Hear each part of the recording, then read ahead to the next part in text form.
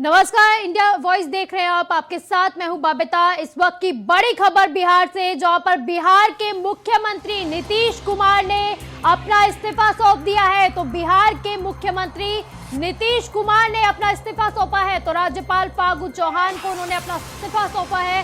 तो नीतीश कुमार ने 160 विधायकों का समर्थन पत्र भी सौंपा है राज्यपाल को। तो राज्यपाल से मिलकर उन्होंने अपना इस्तीफा सौंप दिया है। तो मुख्यमंत्री नीतीश कुमार ने अपना इस्तीफा दे दिया है। तो राज्यपाल फागू चौहान को उन्होंने अपना इस्तीफा सौंप दिया। इसी के साथ ही नीतीश कुमार ने 160 विधायकों का समर्थन पत्र भी सौंपा है।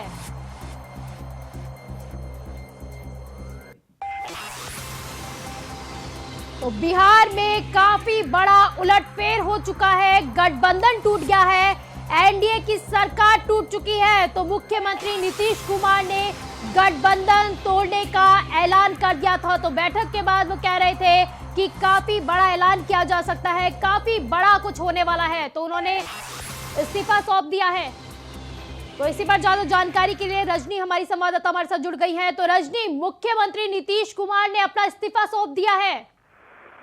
बिल्कुल, देखिए, मुख्यमंत्री नीतीश कुमार ने ना सिर्फ इस्तीफा सौंपा है बल्कि समर्थन पत्र भी सौंपा है, जिसमें 160 विधायकों के सिग्नेचर है जो मुख्यमंत्री के समर्थन में है। तो ये अहम जानकारी है। चूंकि बताते चलो कि पहले ये कयास लगाए जा रहे थे कि जब मुख्यमंत्री राज्यपाल से मिलने जाएंगे तो उनके साथ तमाम महागठबंधन के लीडर्स भी होंगे, लेकिन मुख्यमंत्री अपने आवास से निकले और अपने दल बल के साथ अकेले ही राज्यपाल से मिलने गए। और राज्यपाल से मिलने के बाद उन्होंने ना सिर्फ इस्तीफा सौंपा बल्कि वो समर्थन पत्र भी सौंपा, जिनमें तमाम विधायकों ने उनके पक्ष में समर्थन दिया था। 160 बाहुबल के साथ उन्होंने ये समर्थन पत्र राज्यपाल को सौंपा है, साथ ही अपना इस्तीफा सौंपा है। तो अब पूरी तरह से ये हो गया है कि मुख्यमंत्री नीतीश कुमार यानी जेडीयू अब महागठबंधन का पार्ट होगी, ना कि एनडीए की। यानी एनडीए में पूरी तरह से दरार पड़ चुकी है। तो रजनी, अब नीतीश कुमार ने अपना इस्तीफा सौंप दिया है, अब आगे की रणनीति क्या होने वाली है? देखिए, मुख्यमंत्री ने इस्तीफा सौंपने के साथ साथ समर्थन पत्र भी सौंपा है। तो अब ये देखना होगा कि अब चूंकि आज 5 बजे का समय मुकर्रर है, बीजेपी की तरफ से भी अपनी एक मीटिंग की जा रही है। हालांकि इस मीटिंग का उनका अपना एजेंडा है, लेकिन बताते चलो कि अब इस इस्तीफे के बाद सरकार पूरी तरह से भंग हो गई है। अब नए सरकार के गठन की परिपाटी तेज हो जाएगी और मुख्यमंत्री की राज्यपाल के सामने मुख्यमंत्री के साथ साथ तमाम जो महागठबंधन के लोग हैं वो अपनी दावेदारी पेश करेंगे। नई सरकार बनाने की दावेदारी पेश की जाएगी और उसे राज्यपाल स्वीकार करते हैं। उसके बाद फिर से बिहार में एक बार नई सरकार बनेगी, यानी महागठबंधन की सरकार बनेगी। जी, तो रजनी, क्या कहा जाए इसी के साथ ही अब जो कैबिनेट में मंत्री थे बीजेपी के, जो खेमे के मंत्री थे, क्या उन्हें भी बर्खास्त कर दिया जाएगा? देखिए, जब सरकार गिरेगी तो खुद ब खुद तमाम जो मंत्रिमंडल है वो बर्खास्त हो जाएगी। क्योंकि पहले ये कयास लगाए जा रहे थे और ये सूत्रों के हवाले से खबर आ रही थी कि बीजेपी के कोटे के 16 मंत्री थे और वो 16 मंत्री इस्तीफा देंगे, लेकिन बाद में इस बात से तमाम मंत्री मुकर गए। उन्होंने ये कहा कि वो इस्तीफा नहीं देंगे। सरकार जब भंग होती है तो तमाम मंत्रिमंडल के भंग हो जाती है और जब मुख्यमंत्री ने इस्तीफा दे दिया यानी अपना समर्थन वापस ले लिया तो सरकार एक तरह से भंग हो गई। तो ऐसे में ये भी माना जाता है कि सरकार के भंग होने के साथ ही तमाम मंत्री का खुद ब खुद बर्खास्त हो जाते हैं, तो मंत्रिमंडल ही बर्खास्त हो जाती है। तो रजनी, क्या कहा जाए, बीजेपी की तरफ से अपनी चुप्पी तोड़ी गई है, क्योंकि विपक्षियों की तरफ से तो लगातार ट्वीट पे ट्वीट आ रहे हैं, लेकिन बीजेपी की तरफ से एक शब्द तक नहीं बोला गया है। बीजेपी की तरफ से क्या कुछ प्रतिक्रियाएं सामने आ रही है? देखिए, बीजेपी की प्रतिक्रिया के पहले मैं अभी की एक जानकारी दे दूं कि मुख्यमंत्री ने ये कहा है कि सभी लोगों के साथ मिलकर बैठक हुई, पार्टी के तमाम लोगों के साथ मिलकर बैठक हुई और बैठक में ये निर्णय लिया गया कि एनडीए के नेता होने के नाते मुख्यमंत्री को अगर जेडीयू के नेता होने के नाते इन्हें एनडीए से इस्तीफा दे देना चाहिए। और यही वजह हुई कि मुख्यमंत्री ने इस्तीफा दिया। और अगर बीजेपी के नेताओं की बात करें तो अभी गिरिराज सिंह से हमारी बात हो रही थी, उन्होंने ये कहा है कि ये कोई नई परिपाटी नहीं दोहराई गई है। 2013 में भी बीजेपी अपने दम पे चुनाव लड़ा था और जीता था। मुख्यमंत्री को उन्होंने पैरासाइट तक कहा है। उनका ये कहना है कि कभी वो जेडीयू बीजेपी का दामन थामती है, कभी आरजेडी का दामन थामती है, यानी अकेले उसके बस की कोई बात नहीं है कि वो अकेले सरकार चला सके। तो अब ये दावेदारियां शुरू हो गई हैं कि आखिर किसमें कितनी ताकत, बाहुबल किसमें कितना बाहुबल है। और अब दोषारोपण का अब ये एक नया दौर शुरू होगा और इसमें कई ऐसे एजेंडे सामने आएंगे, कई ऐसी बातें सामने आएंगी। तो ये अब एक नई परिपाटी कुछ दिनों तक ऐसी ही छाई रहेगी जब तक नई सरकार नहीं बनती है। जी, ठीक है, बहुत बहुत शुक्रिया रजनी आपका इन तमाम जानकारी के लिए। तो इसी पर ज्यादा जानकारी के लिए हमारे साथ एक मेहमान हमारे साथ जुड़ गए हैं, अजय कुमार राजनीतिक विश्लेषक हैं। तो अजय जी, जिस तरह से कहा जा रहा था, उठापटक चल रही थी, काफी सारे जो है एक तरह से तुक्केबाजी पर सारी चीजें चल रही थी, लेकिन अब अटकलें भी खत्म हो गई है और मुख्यमंत्री नीतीश कुमार ने अपना इस्तीफा सौंप दिया है। रूबी, ये जो अटकलें हैं ये अभी से नहीं चल रही थी। जब से सरकार बनी एनडीए की और नीतीश कुमार को मुख्यमंत्री बनाया गया, ये तभी से ये अटकलें चल रही थी कि आने वाले समय में ऐसा हो सकता है कि एनडीए फूट पड़ जाए और नीतीश कुमार अलग हो जाए। क्योंकि नीतीश कुमार जिस तरह की स्थिति में दिखाई दे रहे थे बिहार के अंदर, मुख्यमंत्री तो थे लेकिन वो बड़े भाई छोटे भाई का जो खेल होता है उसके अंदर वो हमेशा से जो है बड़े भाई की भूमिका में रहे। लेकिन इस बार भारतीय जनता पार्टी जो है बड़े भाई की भूमिका में थी, यानी कि ड्राइविंग सीट पे थी। और नीतीश कुमार काफी घुटन महसूस कर रहे थे, खुलकर काम नहीं कर पा रहे थे और गाय बगाए कुछ न कुछ ऐसी खबरें आती थी जिसकी वजह से लगता था कि नीतीश कुमार काफी छटपटा रहे हैं। और ये कयास लगाए जा रहे थे कि कहीं ऐसा ना हो कि तेजस्वी यादव के साथ वो गठबंधन में चले जाएं। लेकिन कितना समय लगेगा ये नहीं पता था और वो समय जो है आज आ गया है। आप देखना जिस तरीके से आज अटकलें लगाई जा रही हैं, मैं कह रहा हूँ अटकलें नहीं है, अब अटकलों का दौर खत्म हो चुका है। तो सिर्फ पिक्चर देखना बाकी है, किसको क्या पद मिलेगा, कौन किस पद पर जाकर सहमत होगा। अब सबसे इंटरेस्टिंग फैक्टर यह है कि आखिरकार नीतीश कुमार जिस चीज के लिए जाने जाते हैं कि वो ड्राइविंग सीट में रहना पसंद करते हैं, तो क्या इस बार भी महागठबंधन में मुख्यमंत्री बने रहेंगे या फिर वो किसी दूसरे पद से संतोष करेंगे। यदि दूसरे पद से संतोष नहीं करते हैं, मुख्यमंत्री भी नहीं बनते हैं, तो क्या वो दिल्ली की सियासत की तरफ चले जाएंगे, ये भी अपने आप में एक सवाल है। और क्या तेजस्वी यादव नए मुख्यमंत्री बनने जा रहे हैं बिहार के? यदि तेजस्वी यादव बिहार के नए मुख्यमंत्री नहीं बन रहे हैं, उन्होंने इस पर समझौता नहीं किया है, तो फिर वो किसकी तरफ जा रहे हैं? कांग्रेस के पाले में क्या आ रहा है? यानी कि अब हमें सिर्फ ये देखना है कि आखिरकार ये जो महागठबंधन बना है किसके पास में क्या आ रहा है, और ओवैसी के जो विधायक हैं उनको कौन सा मंत्रालय मिलेगा या नहीं मिलेगा, या फिर वो सिर्फ गठबंधन की ट्रेन के अंदर ही सवार रहेंगे। तो अब अलग अलग पिक्चर सामने आ रही है, ये अब सबसे बड़ी बात है। जी अजय जी, क्योंकि जिस तरह से आपने कहा है कि तेजस्वी यादव की तरफ से अभी विभाग का भी कुछ पता नहीं चला है, तो हाल ही में तेजस्वी यादव ने ये कहा था कि ठीक है सीएम चेहरा तो नीतीश कुमार ही बने रहेंगे, लेकिन जो मेन विभाग होते हैं उन्होंने वो अपने अंडर ले लिया है। तो क्या कहा जाए कि नीतीश कुमार के लिए आगे भी जो अन्य दल है वो भी अपनी डिमांड रख सकते हैं और वो काफी ज्यादा चुनौतीपूर्ण होने वाला है उनके लिए सफर? नहीं, मैं नहीं मानता ऐसा कुछ होगा, क्योंकि अन्य जो दल है वो इतने पावरफुल नहीं है या डिमांड रखने की पोजीशन में नहीं है। डिमांड रखने की पोजीशन में सिर्फ तेजस्वी यादव हैं। आप देखिए अपने दम पर वो जो है 75 विधायक जीत कर आए थे चुनाव के अंदर, बाकी गठबंधन उनका 110 की सीट तक पहुंच गया था। अब जब से AIM के 5 विधायक और आ गए तो थोड़ा संख्या और बढ़ गई, 120 के आसपास वो पहुंचे हैं। लेकिन सबसे इंपॉर्टेंट यह है कि तेजस्वी यादव अपने पास में कौन से विभाग रखने जा रहे हैं। वित्त मंत्रालय है, वाणिज्य है, या गृह मंत्रालय है, या कृषि मंत्रालय है, इस तरह की कुछ चीजें हैं जो वो, या नगर विकास मंत्रालय, किस तरह के विभाग वो रखेंगे ये देखने वाला अजय जी, क्योंकि गृह मंत्रालय के बारे में उन्होंने कहा है कि गृह मंत्रालय उनके कंट्रोल में रहेगा, तो क्या कहा जाए, क्योंकि गृह मंत्रालय काफी बड़ा मंत्रालय है, तो उन्होंने ये कहा है कि गृह विभाग उनके अंडर रहेगा, तो क्या कहा जाए कि काफी बड़ी कुर्बानी ली जा रही है नीतीश कुमार से?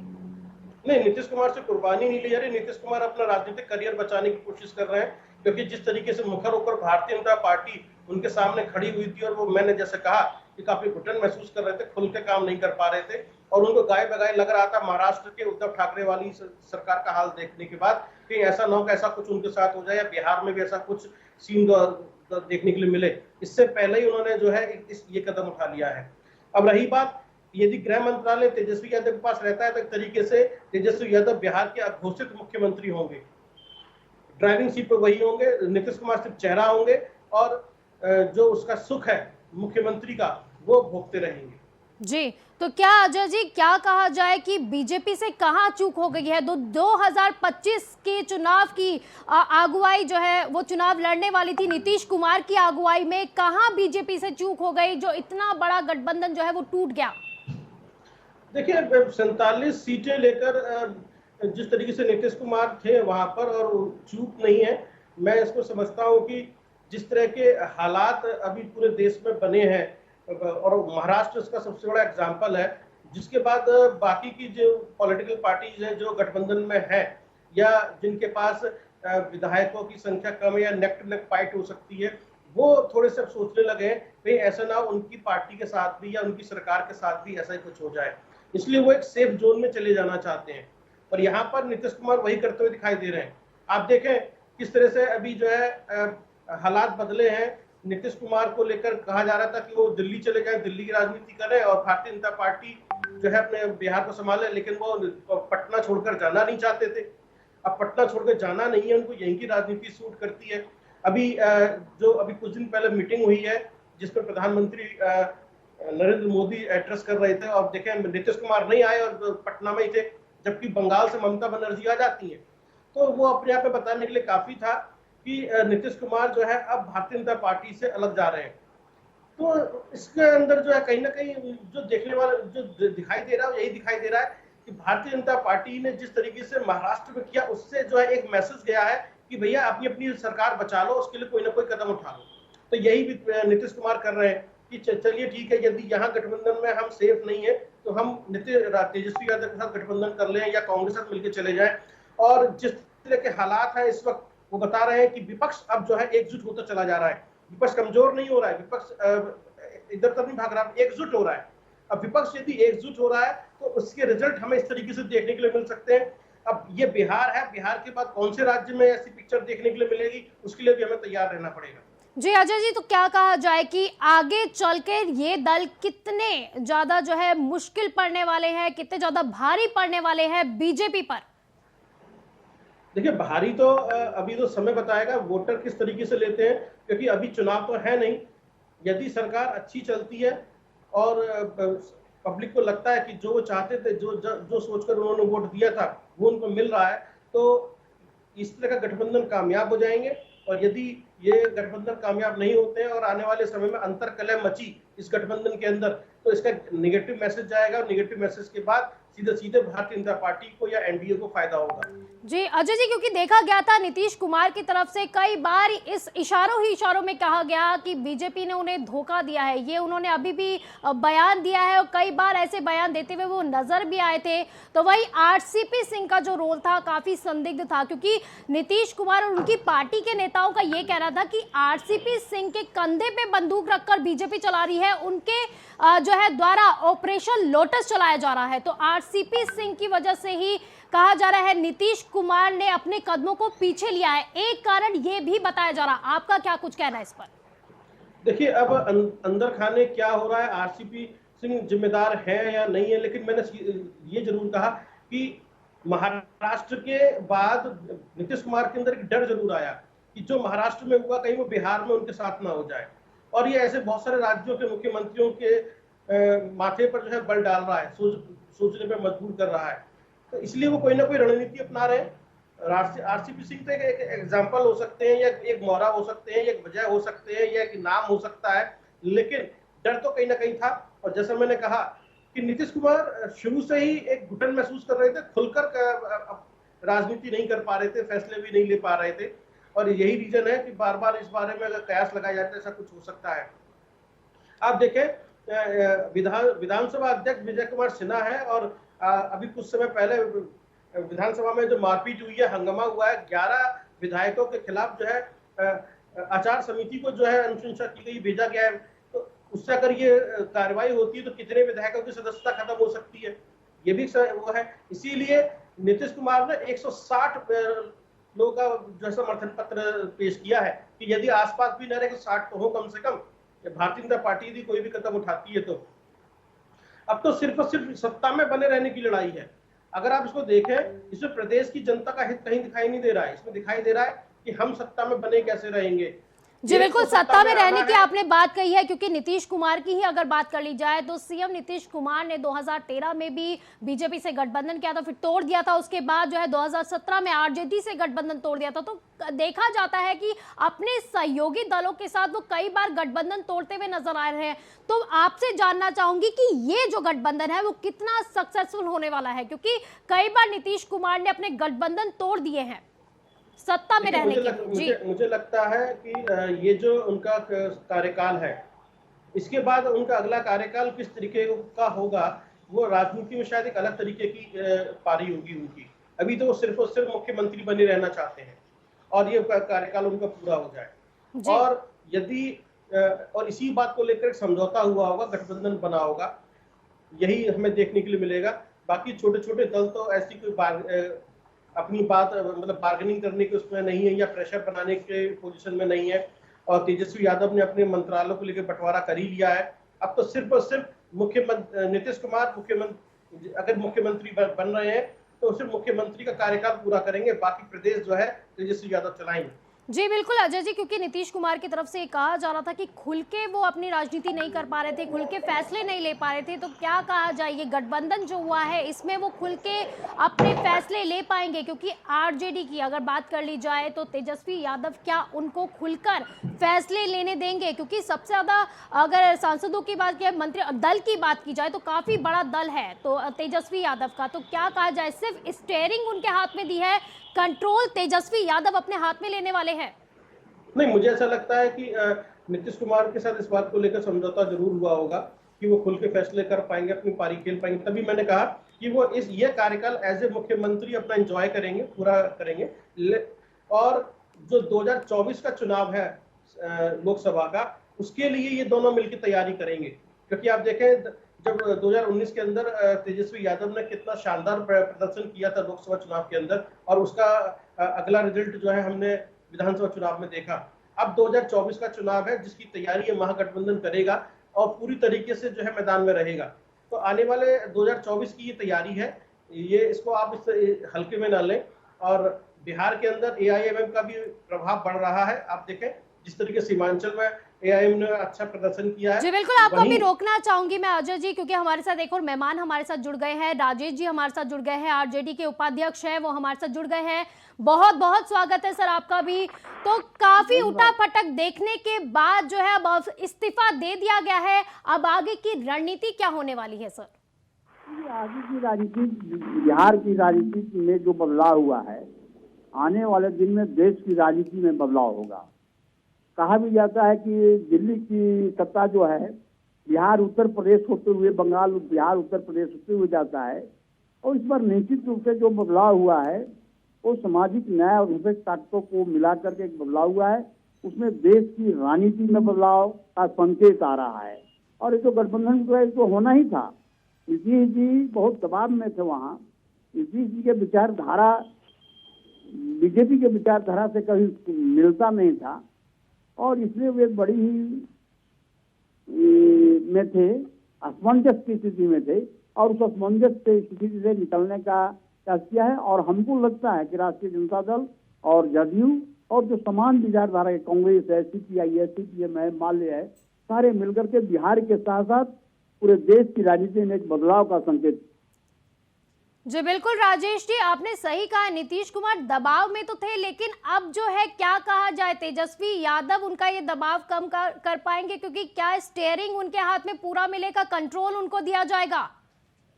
नहीं, देखिए वो जब आपने देखा होगा 2015 में जब हम बीजेपी से अलग हटे थे नीतीश जी, तो हमारी सरकार बनी थी।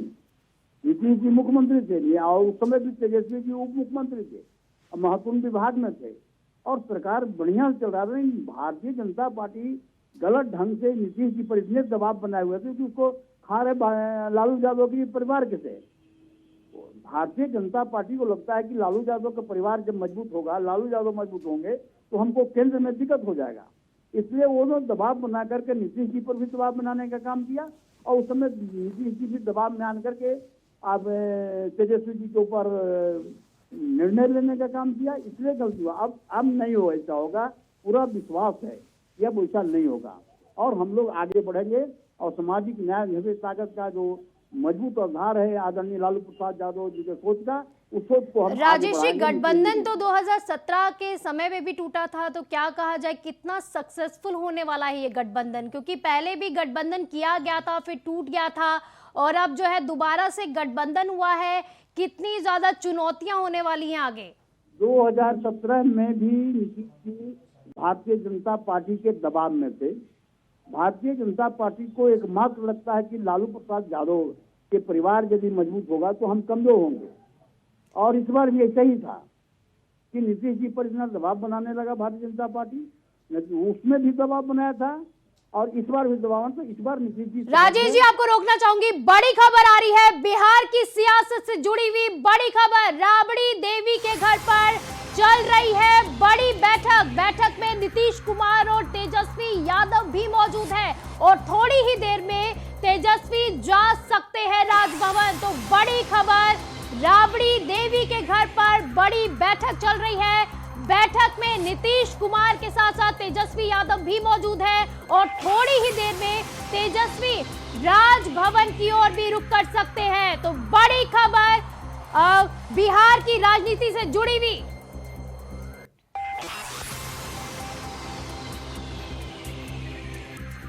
तो बिहार से की राजनीति से जुड़ी हुई बड़ी खबर दूसरी आ रही है। थोड़ी ही देर में नीतीश और तेजस्वी की साझा प्रेस कॉन्फ्रेंस भी हो सकती है। तो थोड़ी ही देर में नीतीश कुमार और तेजस्वी यादव प्रेस कॉन्फ्रेंस भी करेंगे। बड़ी बैठक चल रही है राबड़ी देवी के घर पर, तो जहां पर नीतीश कुमार और तेजस्वी यादव मौजूद है और थोड़ी ही देर में तेजस्वी यादव राजभवन जाएंगे। तो वहीं बिहार की सियासत से जुड़ी हुई एक और बड़ी खबर, थोड़ी ही देर में नीतीश कुमार और तेजस्वी की साझा प्रेस कॉन्फ्रेंस हो सकती है। तो सर, आपके पास आना चाहूंगी मैं। राजेश जी, बड़ी बैठक हो रही है राबड़ी देवी के घर पर। नहीं, जो निर्णय तो वहीं से होना है और बैठक चल रही है। अभी माननीय नीतीश जी भी वहां पहुंचे हुए हैं और सारे नेता जदयू का, कांग्रेस के भी मदन मोहन झा जी हैं, सब लोग वहां पर मौजूद हैं और निर्णय हो चुका है। अब खाली ये लोग जाएंगे, माननीय महामहिम मिलने का समय दिए हैं और हमको लगता है कि आज शाम तक सारे क्लियर हो जाएंगे।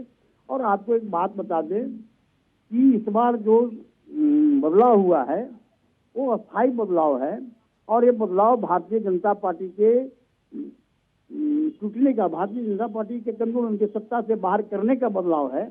और इस बदलाव में बहुत मजबूती के साथ हम लोग रहेंगे और आने वाले जो 24 का चुनाव है या 25 को चुनाव है बिहार में, उस चुनाव में राष्ट्रीय जनता दल, कांग्रेस, जदयू सारे मिलकर लड़ेंगे। जी बिल्कुल, सारे मिलकर लड़ेंगे और 2024 का रिजल्ट ही बताएगा किसको कितना फायदा होने वाला। बहुत बहुत शुक्रिया राजेश जी आपका इन तमाम जानकारी के लिए। तो अजय जी, बड़ी बैठक चल रही है, बैठक भी शुरू हो गई है और उसी के साथ ही राजभवन भी तेजस्वी यादव जाना चाहेंगे। इस पर थोड़े थोड़े रिएक्शन, छोटे छोटे रिएक्शन आपसे लेना चाहूंगी। तो नीतीश और तेजस्वी की प्रेस कॉन्फ्रेंस भी होने वाली है, छोटा सा रिएक्शन आपसे। देखिए, सबसे पहले तो राजेश जी ने कहा कि फैसले तो वहीं से होने हैं, जैसा कि उन्होंने कहा कि अपने राबड़ी देवी के घर पर जो है बड़ी बैठक चल रही है और तेजस्वी यादव मैंने कहा घोषित मुख्यमंत्री तो होंगे ही होंगे। सब ड्राइविंग सीट पर लगभग वही रहेंगे, बिहार को वही चलाएंगे और 2024 का इलेक्शन की ये तैयारी है और पूरा विपक्ष एकजुट हो चुका है।